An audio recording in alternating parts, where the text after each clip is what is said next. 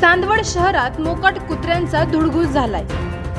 नाशिक जिल्ह्यातील चांदवड शहरात मोकाट कुत्र्यांच्या झुंडीने भीतीचे वातावरण निर्माण केले असून यामुळे लहान मुले, विद्यार्थी, वृद्ध आणि सामान्य नागरिकांसाठी बाहेर वावरणे धोकादायक बनले आहे।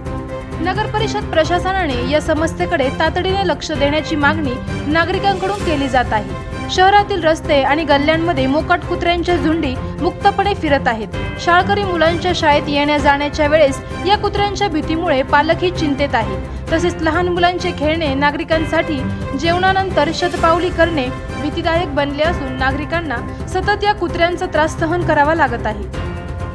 चांदवड उपजिल्हा रुग्णालयाच्या नोंदीनुसार जानेवारी ते डिसेंबर 2024 दरम्यान 465 जणांना कुत्र्यांनी चावा घेतला आहे। यामध्ये ग्रामीण भागातील घटनाही आहेत। विशेषतः लहान मुले आणि वृद्ध यांना या हल्ल्याचा सर्वाधिक फटका बसतो। परिसरात मोकाट कुत्र्यांची वाढती संख्या लक्षात घेता प्रशासनाने कुत्र्यांचे निर्विजीकरण करण्याची मागणी नागरिकांमधून होत आहे। रस्त्यावरील कुत्रे अचानक अंगावर धावून आल्याचे भीतीदायक अनुभव येत आहेत। यापूर्वीही अनेकदा नगर परिषद प्रशासन यांना अनेकदा अवगत करण्यात आले अशी माहिती मीनाक्षी गोसावी यांनी दिली। तसेच मोकाट कुत्र्यांच्या झुंडीने शहरात दहशतीचे वातावरण निर्माण केले आहे। रस्त्यावर खेळणे तर लांबच, पण सायंकाळी घराबाहेर पडणेही धोक्याचे झाले आहे। प्रशासनाने वेळेत कारवाई करून निर्विजीकरणासारखे उपाय तातडीने राबवावेत अशी मागणी नितीन शिंदे यांनी केली आहे।